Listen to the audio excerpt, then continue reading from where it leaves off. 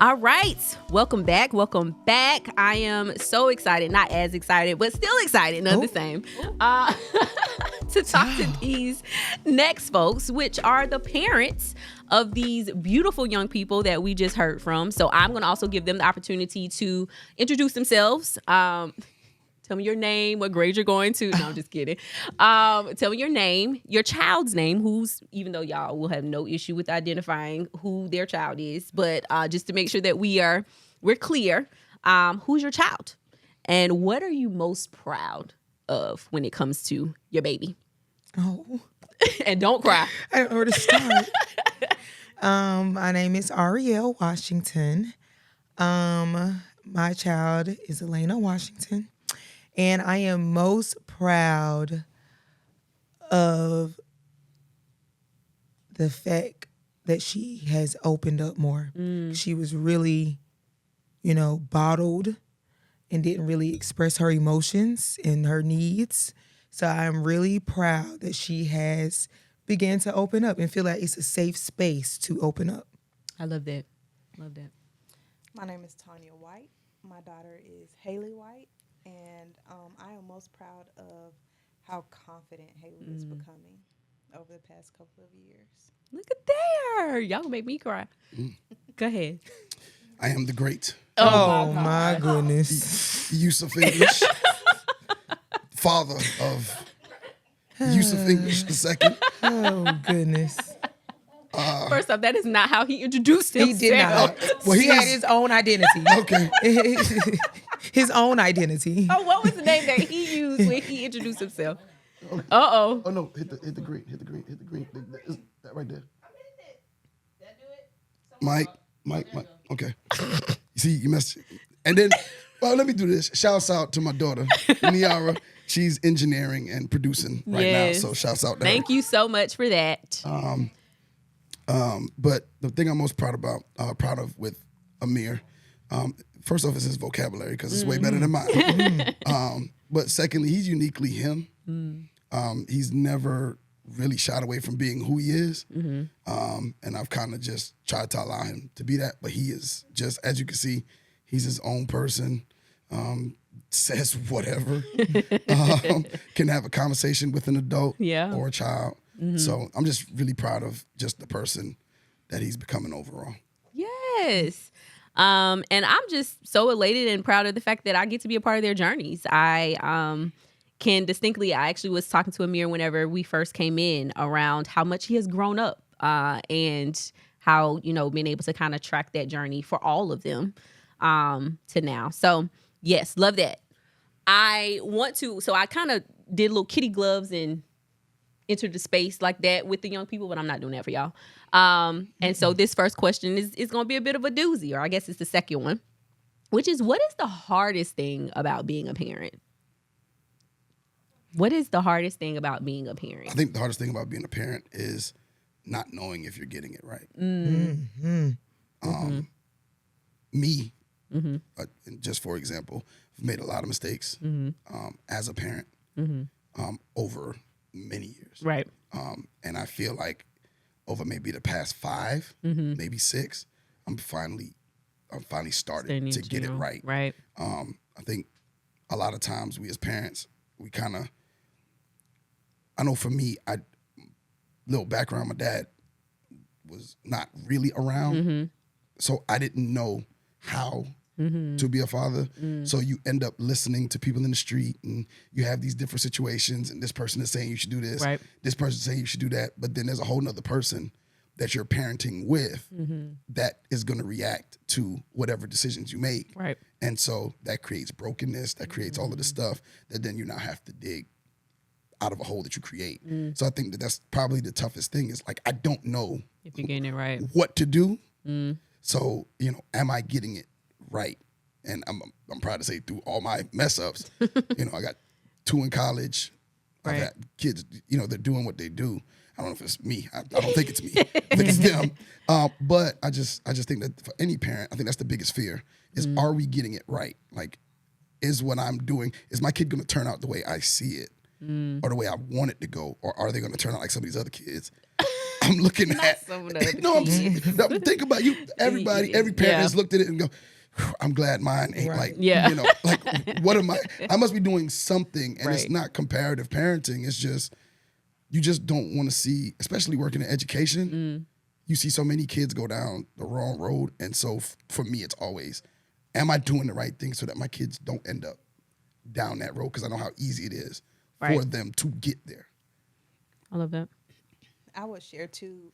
One of the things that I always tell new parents is, girl or a guy, we're out here winging it every day. We're Every just day. out here winging it. Nobody really knows. I know. I look at my parents sometimes and I'm like, they look like they had it so together, but I'm pretty sure they probably had moments where, like what I have, and sometimes my husband have, we'll go in and talk to each other like, what are we supposed to do with this? I'll tell him sometimes, you got this one because I can't do it. But just, understand that you're out here, you're winging it. There's no rule book. Because you may not do things the way that your parents did them. There's no manual. You just figure it out as you go. That's one of the hardest things. And then just not letting your fear, we opened up talking about fear. Right.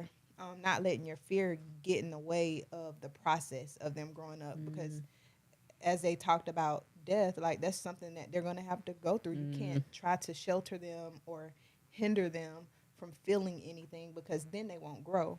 Yeah. So you can't let your fear of whatever get in the way of them actually going through that process of growing in who they are. That's good. The hardest thing is really trying to figure out how not to like take the old school and the new school and bring it together. Like, okay, you need discipline, you need all of these things, but I do want you to tell me about your feelings. I do want you to express, all of the things. So just bringing those two together is really hard. And then also coming from, me and my husband coming from two totally different backgrounds. He had two parents, church all the time. I had one parent. It's just hard to bring both of those things together to try our best to make sure we're leading them in the right direction, giving them the space to be themselves, but also, okay, listen, no ma'am, no sir. Like that's not what we do. So that is, it's hard because I don't want to create any more generational things. I'm in the process, and it's extremely hard breaking some of the things that we don't even know what's going on. They don't even have nothing to do with us, people who we didn't even meet. So doing that on top of all of the other things, it's just like, yeah, back to what y'all said. What am I doing? Am I doing this right? So yeah, that it's tough. All right. So I heard y'all talking about the process, letting them grow into their own. Giving them space to be able to do that. And then also just questioning and doubting yourselves at times around, am I getting this right? Am I doing this right? Are my mess ups, my shortcomings, is that bleeding off on them? And is that going to hinder or keep them from being the people that they were designed to be? And so I think like that's a nice segue into the conversation around mental health. And I think it was Tanya that just said, having the conversations or not trying to shelter them so much from the hard things that life is going to just present, because it's life, but also knowing when. So what is or what has been your process as parents when it comes to, because mental health, number one, in our community, ain't nobody talking about that. Back in the day, nobody was talking about mental health and nobody gave any craps about how a child felt, right? And so now I feel like we're in a generation where kids are living out freaking loud, to the point that sometimes I'm like, y'all a little too loud. Can we pipe down a little bit? But that's also like my old school coming into play, and something that I have to kind of work through whenever I'm thinking that. But so what's the balance then? Like, how is it that y'all are figuring out how to allow them to be who they uniquely are and to feel what they feel, and also build that resilience in them to know that even in the midst of it, you got to pick up and you got to keep moving. Okay. Anybody can start. I'll start. Everybody. I'll start. Well, before I start, I want to say, people in the interwebs land, Y'all can't see the shoe game in here. The ladies, Ooh, the and ladies' shoe thank game you. is on. Be The great. ladies' shoe The game is on. ladies' shoe game is the on. ladies. The ladies, I said okay? the ladies' shoe Yes, game is on. emphasis on the ladies. Yeah, Because the one man Yeah, that we have. Yeah. His toes is popping. We'll say that. Baby. Cuticle on fleek. But I think that for me, I grew up with grandmother, mom. That my mother never told me she loved me until like said the words. I might have been 40 when she actually said the words. My dad never heard him say it ever, not a day. My grandmother, I think she passed at she was 96. Never heard her say it a day in her life to anybody. I think I've said it to my brother once, and in recent years, I've been saying it to my sister more and more, and I say it to my kids a lot because I've learned from other people that the reason why I am so emotionally detached is because those things. Like my grandmother used to, if something happened, she's like, "What you crying for? It ain't gonna stop anything from happening. Right. You need to pick yourself up. You know, we ain't got time for that. The sun's gonna rise tomorrow. Go ahead and get what you got to get done now." And that was my early approach. And then, parenting? Yeah, to parenting was, what are we crying for? Right. Now, even to this day, I will tell Amir, like, hey, man, relax. Like, now, are we crying for, because so now it's like, is there a reason? I can understand reasons. Somebody passed. I stubbed my toe. But we ain't about to sit here. I can't play the video game, so I'm going to just start falling out. I can't get this question right. So I'm going to go into tears. Like, life doesn't give you that much. So the balance is helping them, try to communicate with them in a sense of helping them to understand that, yeah, you can have feelings. And I want you to address those. And I want you to acknowledge them. And I'm going to give you the space to do that. But we got to have a reason for what we're doing. If we're getting, because it can be overly emotional. Right. And so now we have overly emotional young adults who are making overly emotional decisions. Right. And so like we, riding back from Raleigh this morning, we had a conversation about emotional and logical decisions. Are we making decisions off our facts, or are we making decisions off our feelings? Right. Now, our feelings do sometimes dictate how we look at the facts, Right. but we have to discern between the two. And so we can't be overly emotional so that now it's affecting all of the decisions that we make.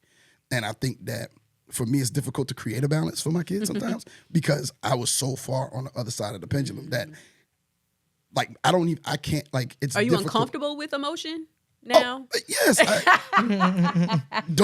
Don't tell me no feelings. I had a friend of mine, dad passed recently. I think he passed in November. And I couldn't understand why in March you're still crying. I just couldn't understand it. Right. Now, I felt that when my grandma passed, and really me and Amir's mom was together when his grandma passed. And that was an emotional day. And The day was emotional. Yeah, but that day caused me and her breakup. And it's because I couldn't deal with her emotion and she couldn't deal with my lack of emotion because my grandmother died at 9:00 in the morning. Her mom died at 3 that same day. So it was like, okay, like, I don't know how to be there for you. And right now you don't know how to deal with me because I have no emotion. All I know is I got to get to New York. I got to get this funeral and stuff situated. I got to go and take care of the business. Because my dad was calling me, hey man, you got to get up here. I said, Dad, Lynn Palm just passed. What do we take priority? And it just so happened that her memorial was on that Saturday. My grandma's own was on that Wednesday. So everything just kind of moved and we never really, and that caused a crack in our relationship itself because that was just the beginning of the end at that moment. And that's because I wasn't, so she crying and I can't figure it out. And I'm not crying and she can't figure it out. And I think that you got to figure out a way to find a balance. And so I'm trying to create that in my kids so that they don't end up like me. And because emotion part to me is just like, it's whatever. Leave it. Yeah, I just don't. If somebody passes, hey, blessings, peace and blessings. It's a part of life. And, I don't know if you paid attention to Amir when he was talking, real fidgety. He's been struggling with death. He's been having nightmares every now and then. So I started him going to see counseling. But counseling is expensive. And so until I meet this deductible, we got to kind of talk it out at the crib. At least y'all talking it out at the crib. We got to talk it out at the crib until we get back to talking. So that's why I really, when you said this about this topic, I thought it was good for him to get on and talk about it, because he's really been struggling about his own mortality. That's what he's more so dealing with than anything else. It's his own mortality and what happens next and the unknown of it. And I think that's kind of seeing his emotion and kind of trying to balance him out has kind of been that for me, difficult for me per se, because I don't have any. Yeah. You have emotions, but okay, that's for a different conversation. But all right. So so that makes sense. All right, for y'all, what's the balance of mental health and building that resilience, but also giving them the space to explore and feel the things that they need to feel? I think providing tools. And I love how Yusuf was explaining, like, he might not necessarily have all the tools, but he's open to exploring other ways to help his kids so that they can be better than him. Like, this is the way he deals with things because of his history and experience. And he wants better for his children. So now he's exploring something new. So just providing them with tools and putting them in spaces where other people can not really provide, but like introduce them to things that you may not know, whether that is because of their education and background or whether that is because of their spiritual background. Just because there's always someone who knows a little bit more than us. Of course, I'm going to approach everything from a spiritual perspective, but it's kind of hard to be spiritual and use the word of God to help your children when it's them, because as you're going to approach the situation as mom first. And so you have to be able to remove your emotions or lack of emotions so that they can to give them the space. Yeah, give them the space to grow in theirs. So just tools to make it short, tools. Yeah, and I also heard you saying in that to not take your own personal experiences and traumas and project that on them, to make them to be what you want them to be, or to feel what it is that you want them to feel. Because although they come out of you, and I know for a fact that all of them have a lot of similarities to each one of you, they're still themselves. And so allowing them to kind of grow into that. First off, I was chuckling on the inside as you were talking, Tanya, because Ario was over here being mama. So if you see her shaking her head, it's because the children are on the other side of the camera, and she telling them, no, don't do that. Stop. By giving the evil eye and shaking her head at the face. Like, I'm about to get up. And if you don't stop. So whatever y'all over there doing, and cut it out. It's not y'all. It's always one. It's always the one. It's only one. Stop. Gosh. But okay, so you got distracted from trying to tell folks no. Okay, so mental health, how are you helping them to explore that, but also balancing that with the resilience of it all? And I know, with Elena, she's an empath. We discovered this from a very, very, very young age. I actually think that Haley is too in a lot of instances. And so they can feed off of the emotions of other folks. So how is it that you give her the space to do and be that as freely as she needs to do it, but also building that resilience to be able to pick up and move forward?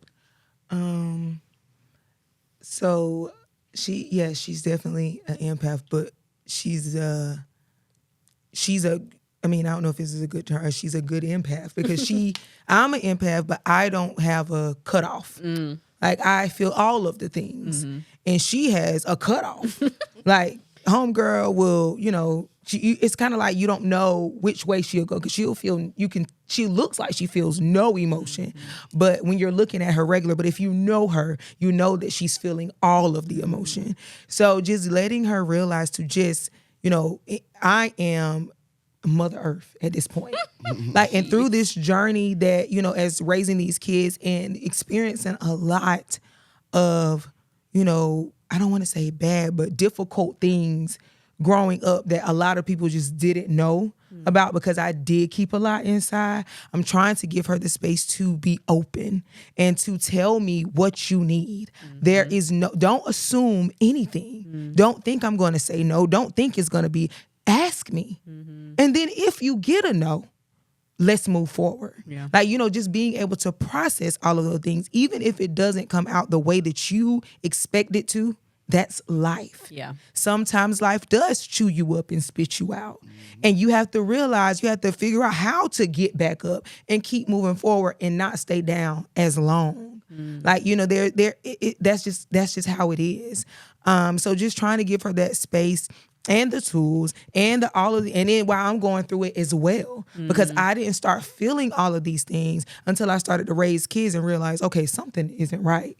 Like, this isn't how it's supposed to be. Like, I don't feel any of those things to be able to treat them that kind of way. So that's when I started, okay, so maybe you might need to start shifting some things and figuring out some things and getting back to, you know, getting grounded and figuring, like, okay, so where do we go from here? Right. All right, let's take a breath. We got to start. They already know. You know, at these past couple months, before we do anything, I need you to breathe in through your nose and out through your mouth with a sound, so that you can release all of that other stuff so we can move forward clearly. Right. So that, you know, that's what we're, you know, going through together. And I know you said about not putting your own things on the kids, and it's hard to not. It's hard to not do that when you're trying to go through it as well, because I also want to understand. I want, okay, so I know you don't like to, but okay, tell me why, so that I can respect your boundaries. Okay, if you don't want to talk about it, and I ask now, okay, you're upset. Do you want to talk about it now? You know, because I'm like, let's talk about it. Let's go ahead and get to the bottom of it. You know, but that's not how she responds. So hers is, I need a second. You know, so working through it with her without putting what I feel on her, it's difficult. Yeah. Not allowing your feelings to take Right. precedence Right. in the midst of trying But to help still her get getting where the same common goal. Like, okay, I still want you to work through it. Okay, but let's figure out your way the and a compromise. healthy way Yeah. of working through it. Yeah. And the thing that I think is so different about what all of y'all said was the compromise piece, because growing up, it wasn't no compromise. I said what I Right. said, and that's it. what it's going to be. And there's not going to really be even too much conversation around, you know, what it is that I said or what your feelings are around what I said. So as y'all are thinking about, you know, mental health and helping them to kind of go through the emotions of what it is to just be on this earth and experience things, I want to talk specifically about death, because that was the thing that I was talking to them about, death and grief.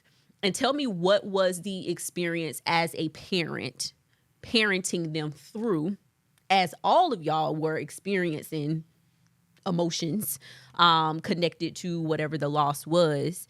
How did you do it? What was your process in it? So Haley's first loss was my dad, who I was very close to. I was very much a daddy's girl. I'm a mama's girl too, but I was very much a daddy's girl. And they were really, Haley and my son were both really close with my dad. And so I was in a place of kind of like a sandwich. You hear about the sandwich generation when you're talking about the parents, but never with the children's side of things. So I had my mom, who was going through, and then I had my own feelings that I had to process, and then I had Haley and Genesis. Genesis was a little bit younger, so he was just kind of over his head. And Haley was right at that age where, but she's just a little bit different. Like we were talking about being an empath, and she observes everything. She feels everything. So she had questions. And then she would have emotions and not really know what to do with those emotions. So as a parent, I had to figure out, okay, I got my mom over here that I'm helping to manage. And then I really put everything about, like, the way that I processed anything, which I tell people a lot too, that I started grieving my dad's death 2 years before he even died, because he was ill. He was sick. and you could see the decline in his health. And I work in healthcare, so I kind of noticed some of the signs. But then I had Haley, who would just have, hers would come in spurts. Like, it would be, she's in school and she had they would be working on something. She would think about my dad, and then she would just begin to cry. And then the teachers didn't know what to do with it. So they're writing notes home to me, sending her to the counselor. And then I'm having to figure out how to give her tools. So I would tell her, hey, which, was mentioned here earlier, feel what you feel. It's completely fine. Let all that come out. But you can't stay there. Right. And that goes back to what Yusuf was saying. Like, you can feel what you're going to feel, but, like, we can't stay there, because if you stay there, it's going to take over. Then we would review scripture. We would look at scripture. We would talk about what death really is. I would allow her to ask the questions and not try to shun her. I know one time I experienced a death close to me as a child, and I had someone tell me, never question God. Never question God, when the scripture says, come boldly before the throne. So that was something I knew to tell her. It's okay to ask your questions. It is completely fine. It's okay to feel anger. It's okay to feel all the feels. But here's what we're going to do. So when you start to miss Papa, write him a letter. Write him a letter and tell him what you're feeling in the letter. And then we can just discard the letter afterwards. We can go and let you read it to him, read it at his grave. We can, do little things like that. Or, if you start feeling like you're going to cry, it's okay to tell your teacher, I'm feeling emotional. Ask her, can you step away? Ask her, can you go to the counselor? Or whatever the case may be. And I think actually helping her helped me process things. And I'm a little bit different. She mentioned how she didn't realize she was emotional until after my dad died. I'm not really emotional. Like, I'm emotional, but in a different way. Like, you're not going to catch me crying a whole lot, not less. It's some hormones going on. And it's about that time of the month. You're not going to catch me tearing up a lot. But, I will hyper-focus on something. So, like, one thing that I did when my dad passed away, I didn't realize it. I lost like 30 pounds, and not in an unhealthy way. I just was going to the gym every day, not realizing that was my way, my outlet. Grieving. Yeah. That was the way that I was grieving and dealing with it. And then once I got past that little area that I was in, then I started back eating a little bit of weight. Unhealthy food. but yeah, so that was the way that I dealt with that. And so just in helping her, it helped me realize that, look, I've been raised by my parents, and as I'm raising my children, I'm kind of learning new things too, raising myself to be a good parent. That's so for good. them. So it's just raising myself in my adult life, because we're still learning every day. You never will arrive. Right. And so answering those questions about death and being real. And it's just like having any other talk. When they start asking questions, you just got to give them the truth, give them the facts, and then allow them to work through that. Yeah. I think my favorite thing about just this conversation in general is the fact that we are, number one, having this conversation in front of them, right? Because think about us growing up, and if we were to sit down and have, not in like this formal way, but in an informal way, sitting around the kitchen table and we're talking about this, what's the first thing that the grown-ups would have said? Go. Stay in a child's Stay in a child's Go place. to the children's Right. place. Leave the room. Like, so, not even allowing them to see, because I think, Tanya, you said a little bit earlier that whenever you were growing up, it seemed like your parents had it all together. It didn't seem like they were trying to figure anything out. It felt like they always had the answers to the questions. And I know something that Ariel is super intentional about is allowing them to see her go through things. I don't want you to think that life is always perfect. I don't want you to think that I have it all together, because if you build that false sense in your head, then you think that that's where perfectionism comes into play. And that's going to be a whole, Lord have mercy. So we're talking about therapy. That's one of the things that I'm working through, is that perfectionism, because if my mama could do it or my daddy could do it, like, they didn't seem like they were struggling through it. So why the heck am I struggling through it? And so how are we being examples for them as we are, matriculating and moving through life? Oh, I'm not an example. But I mean, you might not be the example in the way that you want them to actually operate, but you are an example. Yeah, I'm trying to. Yeah. operate, right? And also them seeing that if there's a part of them that is also feeling that, they know where it comes from. So they don't feel like, oh yeah, I'm just this way. I know my lack of emotion comes from both my mom and my dad in a lot of instances.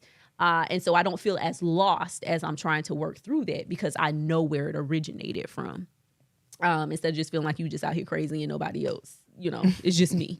So, okay. I do want to ask, I know, Tanya, you were the only one to answer that last question, which is fine. But I want to know, what would y'all do differently when you're thinking about how it is that you supported them in processing and going through grief? And for some of them, they still are, because grief is a lifelong process. But what would you do differently if it happened today?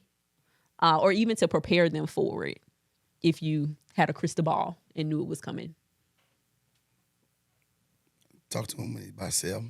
And that is something he specifically said. He was like, yeah, if we would have talked about it a little, and all of them kind of said that, right? But I'm gonna say this, to see them answer that question was actually eye-opening, because I have a 9-year-old, right, too, so I need to talk with him. Edison is more like me. He kind of really don't care. He'd be thugging it out. Oh, he'd be like, yeah, okay, whatever. But I think maybe have the conversation, because one thing that all of them said, no matter the age, it was they just wish they had been prepared. And I think that's the huge part of it. So I think as early as you can, and they can understand the conversation you're having, go ahead and have the conversation. And I don't think it's too early. It may be something you have at 5 and you revisit it at 7 and then you revisit it at 9. And it's just something that you kind of just over and over, just kind of go over with them until they experience it. Because they might not ever really experience, because I don't think I experienced a meaningful death to me. I was 35, a meaningful death. Right. Like when my grandma passed, like before that, everybody else was like, "Oh, okay." That's sad. That's sad. I hope, peace and blessings. But other than that, it was like peace and blessings. Right. It's just, I'm just saying, like, to be real about it, it's like my great aunt passed, but she raised my mom.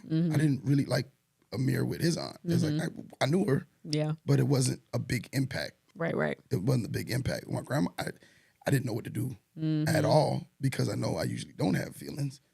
But why do I feel this way? So I couldn't grieve. I did not grieve. I still, to this day, I don't think I've grieved that at all, because I don't know how to do that. Right. So like when she said, "Hey, at least I'm trying to give my kids the tools to." Yeah. We got to talk to somebody that know what they're talking about. Yeah. And I think that's where his mom came in, dealing with it, because she was able to speak to him a little bit more about that, because she was really emotional. I mean, as she should be when her mom passed, but as she should be. Yeah. But she was able to dealt with her feelings a lot better than I did, and so she was able to talk him through.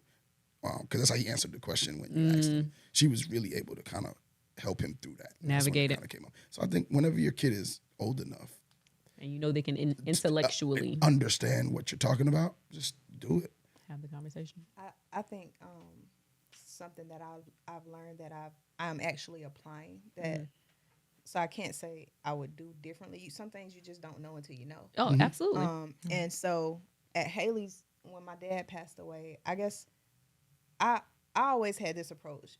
I'm not explaining anything or talking about anything until the questions come. So when they ask, then I'll go in depth and give the tools, supply the tools, and talk about it with them. I'll never withhold anything if they come to me asking, no matter what the topic of discussion is. But I think I wasn't giving Haley enough credit. She was mature enough at that time to handle the conversation, but I was just dealing with it as it came. And so now I know with things, and I think I apply it now with other topics.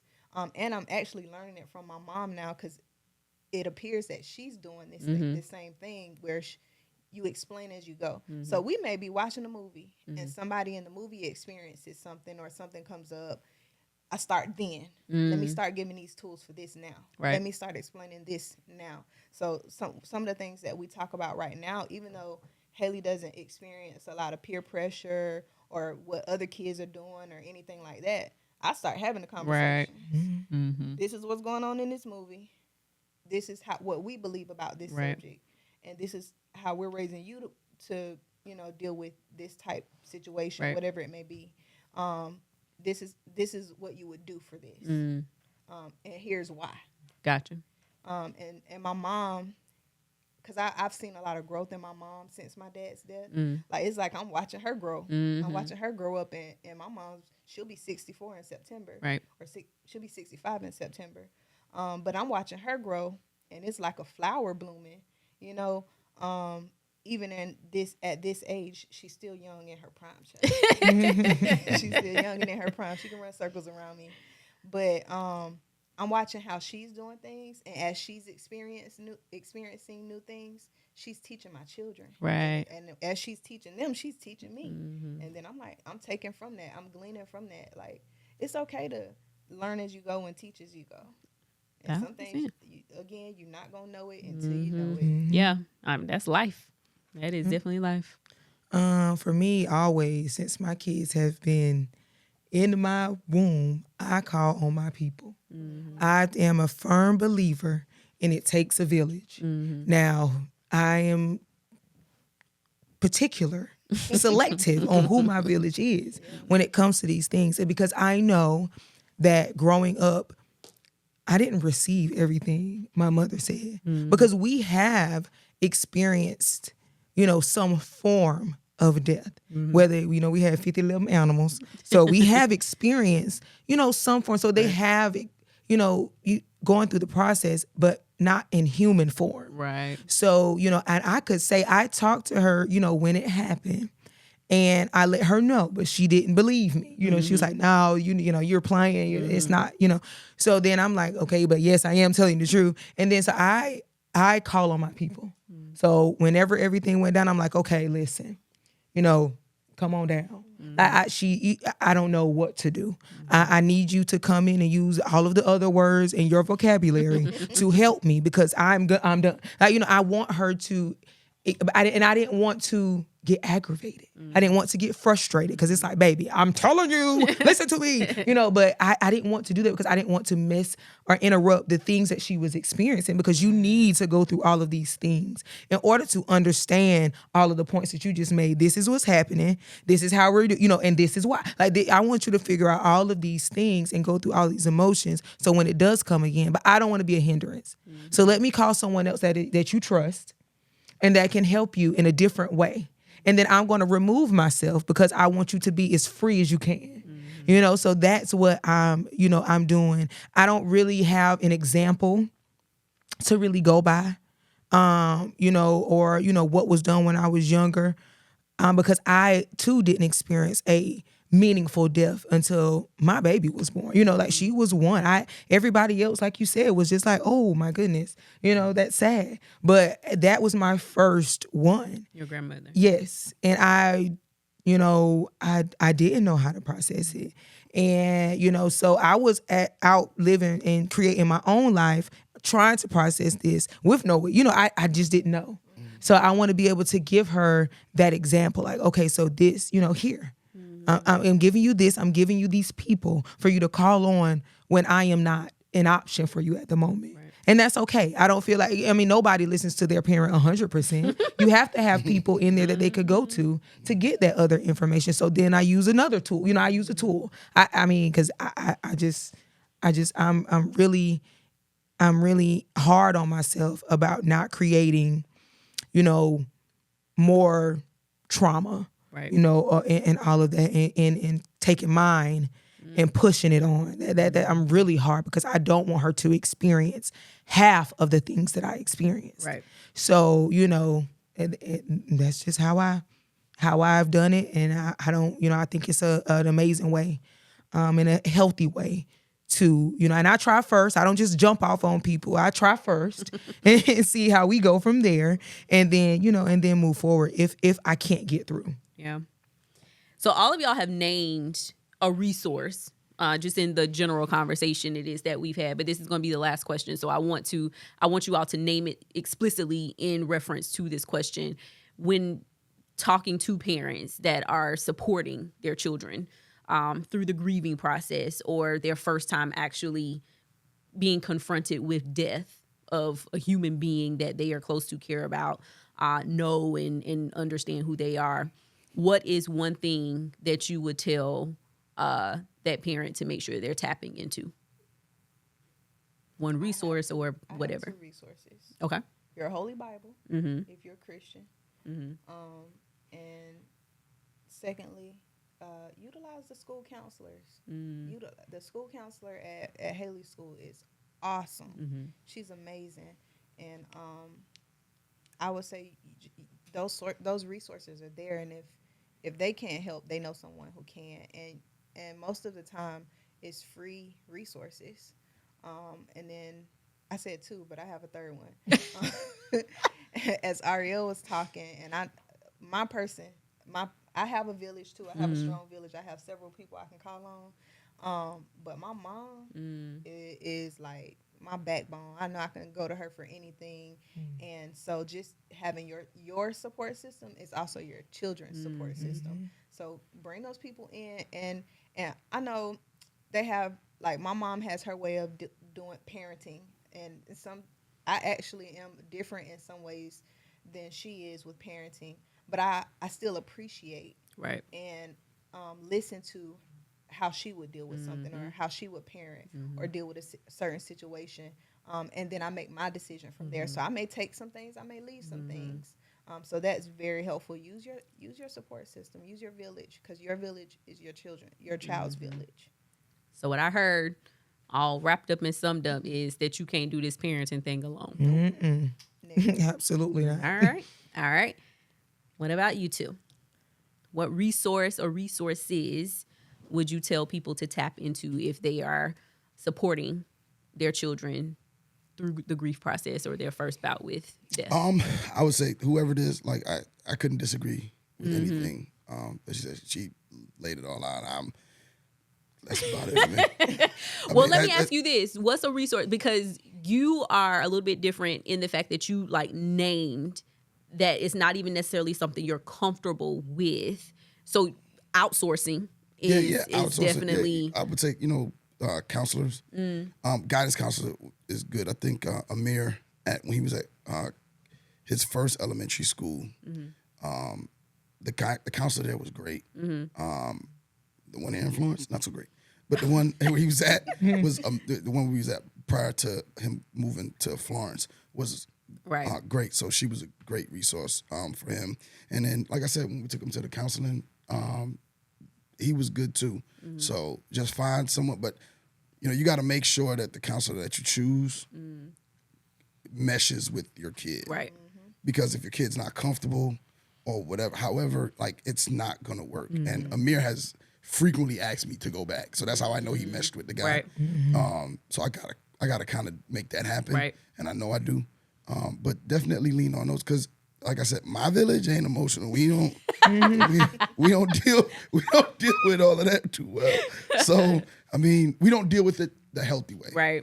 But I would say for his mom, not only has she been through some, because, like, her dad died the very next year, so it was a rough patch. Right. But also, she's a licensed professional counselor, so she knows some of the things that she needs to equip him with. So some of the conversations I kind of leave in her hands with that, and I think that she's kind of taking the reins on that part of the conversation. Yeah. Okay. So another thing that I kind of took out of what it is that you said was that knowing your strengths as the parent. And I think Tanya even explicitly said it at one point, like, I'll tell my husband sometimes, that one's on you. Yeah, you need to know. Do your thing, and then, I'll take the next one. But I think that, well, first off, I think you got to have because my situation's a little, it's not unique, but to this panel, it's unique. It's unique. You got to be able to work with the person that you're co-parenting with, so that you two know and communicate, so that you both know what you need to kind of, and then that means that both of you have to be at a certain level of maturity, right? That I personally have just reached, to be able to know, hey, look, I'm better in this area, right? Or to even just go, hey, look, this is your ball of wax over here. I'm gonna roll it over your way, so you can go ahead and take it. And it's not anything that they need to know overtly. Like they don't need to hear the conversation. Right. Yeah. They just need to know, like I'll call her. I'm like, hey, he dealing with this. This your pot. thing. This your pot right here. Go ahead and start. But other than that, it's just knowing the person that you're co-parenting with from a blended family situation. And then if you're married, that was a good point. Like just in the household, just knowing, okay, it's your turn. Like this is what you got. You got this. We do ours so different though. Like with the, how you was like, always your turn. So what we have a conversation, so say something happens, right? We have a conversation first together. And then we figure out, okay, so what would you do? Then what would you do? Then we pick the better out of those two. Okay, yours was better, babe. Go ahead and handle that one, sugar. And then he be like, nah, babe, you got it. Like, I'm like, okay, mine was good. That was good. Like, we gonna win with this one. Like, that's how we, because we don't know. Y'all better affirm me. Because we don't know which way gonna be the best way because we haven't experienced it. So I feel like we should come to let's huddle and then team, go team. Like then that's how we do it. But because I really don't know because sometimes his be off the wall and mine be off the wall. So it's like, What y'all do in those situations? Oh, we have to just call on your people. So we have tried this and this. This isn't working. All right. So what do you think? Let's try this again. I'm going to ask and I'm going to ask and ask because I need to know. Okay. So what would you do? I think it's as parents to speak to that. It's okay to let your kids know you make mistakes. Yeah. All the time. You're not going to get everything perfect. So I have apologized. I have come back and been like, take back. Yeah. I was wrong. I didn't mean it. I was really upset. Just little kid. I thought I knew what I was talking about in that situation. Yeah. So here's the correct. Yes. Yeah. Do that a lot. Yes. So just being vulnerable, being vulnerable is actually more of a strength than it is a weakness. And so if you can walk in that vulnerability in front of you. So what you think about that? But when he finished that deductible, he might need to add on too. He might need to be a part of getting to that deductible. Being vulnerable is more of a strength than it is. I mean, more of a strength. Depends on the area you being vulnerable in. And I think you being vulnerable allows them to then be vulnerable. Like sometimes you have to lead with the I feel this type of way, or he is not receptive. Sure. He is not receptive. He's not ready. Oh my God. Do as I say, not as I do. He is not ready yet. That's what I need to happen right now. Oh my Lord. But yes. Okay. Is there another resource that you would name or?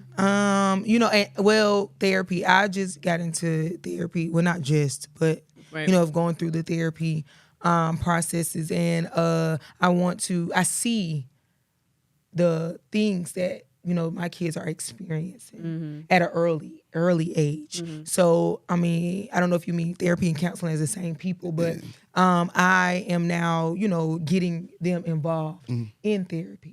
Outside of the normal therapist that comes to the school, because I need you to tap in because I'm a future thinker, and I could see the way that we're moving right now is going to be a big problem if we do not get a lid on it and figure out how to emotionally work through some of these things because it could be debilitating. So I don't want them to experience that. Because like we said earlier, life is rough. So I need you to, I don't know. I'm figuring out myself. So let's get someone that is licensed and that is a good, good that can help you through these things. So definitely 1,000% agree with the therapy and the counseling. Love it. Thank y'all so much. Thanks for your willingness to have the conversation, to be vulnerable in front of your children, to say even simply, I don't know sometimes. Like, I know Yusuf ain't trying to cry and shed no tears, but, that's a vulnerability as well. And just being able to uniquely in this situation say, I don't know. And I'm figuring this out sometimes right along with you. So before we close out, last question. What is your favorite thing about your kid? What is you can have one or two. You can choose. I love options. What's your favorite thing about your kid? Or what's your favorite thing about being a parent? Can we do both? Sure. All right, great. You sign me up for something. Just Okay. sign me up for something I ain't ready to do. Like, wait, they in here. You want me to tell them to close their ears? No, They need to hear this. What's your favorite thing about them? And also, what's your favorite thing about being their parent? I'll go Since first. y'all not ready. I went first last time. Because Ariel seems like she out Yes, here I want to ready. do both. Oh my gosh, I'm so proud of my baby. Like, that is my baby. Both of them are my babies, but I'm just so proud of her personality. Like, she is growing like the flower. It's so beautiful. Oh my gosh, I just love all the petals. So dramatic. I do. Mother Earth is dramatic, yes, y'all. I just love the person that she's coming, and she is beginning to not saying that she didn't listen before, but understand. I guess it's the maturity of taking self-care. Like, let's turn these. Let me light the candles for you while you take a bath. Let's put some little bubbles in there. Like, that's. Oh. You don't want her to get no ideas? Like, that self-care, because kids go through a lot too. I tried to start it with the nails, child. That didn't work out so good. It was gone day 2. So that's a no. And that made me not there yet. But trying to give some of the things that give me peace. And, I'm trying to find a way for her to find the things that do give her peace. And to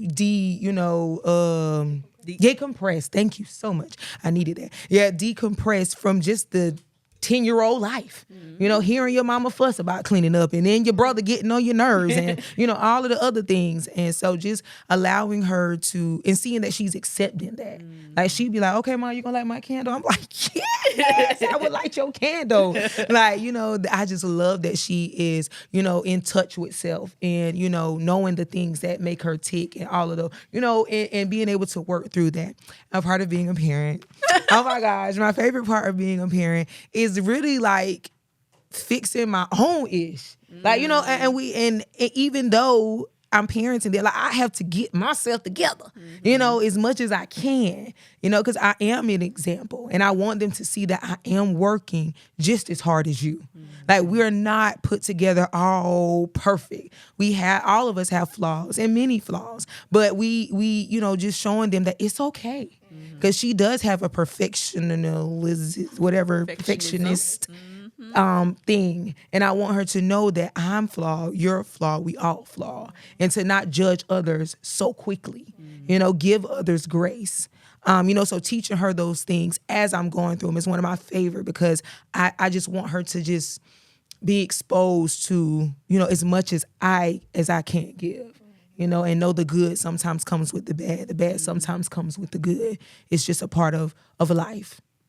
So it sounds like everything about parenting is your favorite. Yeah, thing. I do. I love it. I really do. And it gets stressful. It does. And sometimes I'll be like, I don't know. I don't know what I signed up for. I don't know. But for the majority of it, and I try to look on the brighter side, I have been trying to find the joy out of everything. Like, yes, this isn't the perfect situation, but I'm excited, and I'm all into the emotions, all of the emotions. So I'm excited to be here to experience these things, because life sometimes is you hit the same thing over and over. So when this next time, if this comes, I want to be able to tackle it down. Right. To the point that it's like bam, bam, bam, bam. And I want to have those same things, because you're going to hit the same thing sometimes, multiple times, over and over and over. Don't let it tear you down each and every time. Right. So yeah, I really do. I love being a parent. I love that. So my favorite thing about being a parent is the fact that I have 2 totally different children. I have 2 totally different children, so I have to parent them differently. Mm-hmm. And I like being checked. Because the one that y'all talked to today, she will check you with the quickness. And I like being checked. I like when she provides correction, and she does it respectfully. But something that may have been done for me as a child, or something that I may do for her brother, she'll say, hey, you told me this, and it made me feel this way. And, I allow her to express it as long as she's doing it respectfully. Right. And when she does that, it lets me know what I need to correct in me. Because like Ariel said, we're not perfect. And so that's my favorite part about being a parent, because it lets me see that I still have a long way to go, as not just as a parent, but as a person. Yeah. I enjoy growing. I enjoy the constructive criticism. And so my favorite thing about Haley, is her inquisitive nature. I love that she asks questions and she wants to know the why things work the way they work, or why things happen, when and where and why they happen. Because she asks all the questions. She ain't taking nothing at face value. Yeah. And I welcome that. I love that about her because it lets me know that she's willing to learn. And in order for her to be a good leader, she also has to be a good follower. She needs to know when to follow, who to follow, how to follow. So I don't know. I love that about her. Thank you. Yes. Mr. English, last but certainly not least. I'll make it short and sweet. The thing I love, and it's not just about Amir, but just all of my kids, Niara, Braylon, Caden, Amir, Edison, Kayla. Make sure I had all of them. They all individually just uniquely themselves.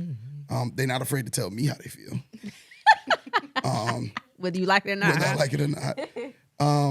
And I just appreciate them being exactly, and they're not ashamed of who they are and what they want to become. And then my favorite part about being a parent, I think, is watching them win.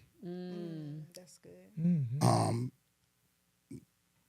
Kayla is in college. She's about to be a junior. Niara is about to be a sophomore in college. Good grades. Right.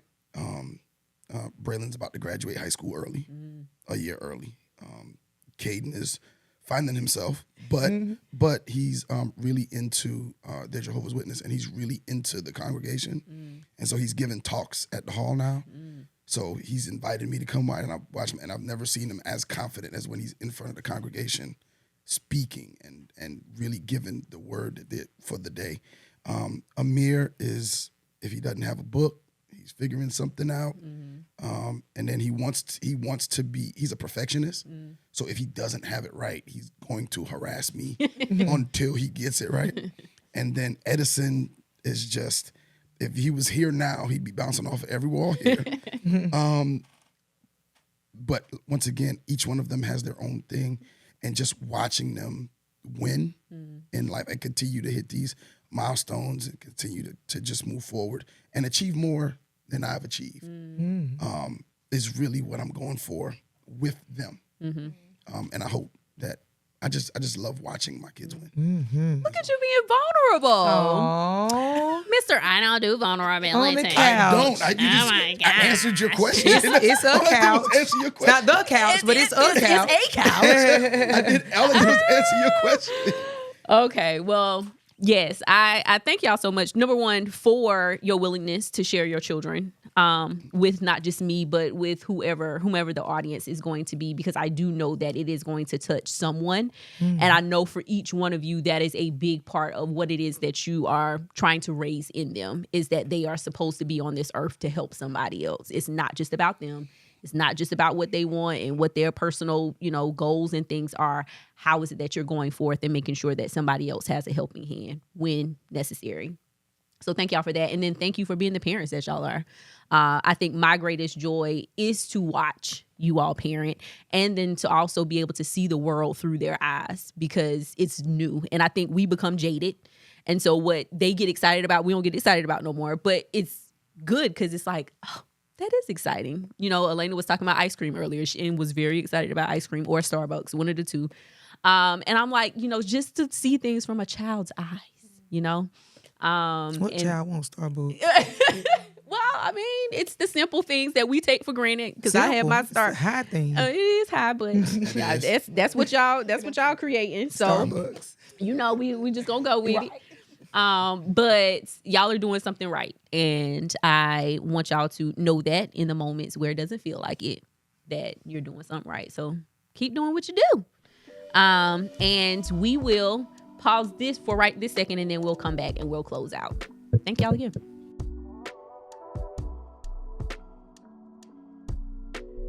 So once again, want to say thank you all so much for dialing in to the conversation. This is not going to be our last time having the conversations. We are trying to focus on middle school age children for the next one. Still mental health, probably going to be a little bit around anxiety.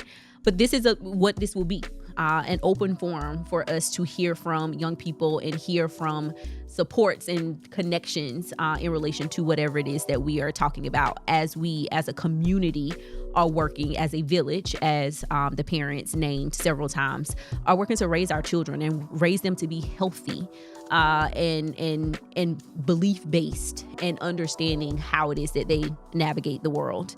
And so we are Eden Ministries. Want to tell you quickly where to find us. We are on Instagram, Eden Ministries, all lowercase, all one word. And then Facebook, Eden space Ministries, capital E, capital M. So make sure you find us, like, follow, all the different things that you can do on those social media platforms. And then once again, I just want to close us out in prayer and then thank you for listening. Heavenly Father, we thank you. And I thank you for the audience that is receiving this message, and for these young people that got up here and just so eloquently spoke about who it is that they are and where it is that they are in their journey so far in this thing that we call life. I ask that you continue to protect them, that you continue to guide them, and that you continue to keep them, and that you also do the same for their parents as they continue this walk in this journey alongside you of stewarding their children to be exactly who it is that they are meant to be, because they came here already hardwired to do that. We just have to make sure that we're doing the work of our part to make sure that they get there. And Lord God, once again, I want to say thank you for the audience and bless them in whatever way it is that they need to be blessed as they are moving forward and working to support their children through what are sometimes very tough times in life. We thank you and we praise you. In your precious name, I do pray. Amen. Once again, thank y'all and see y'all soon.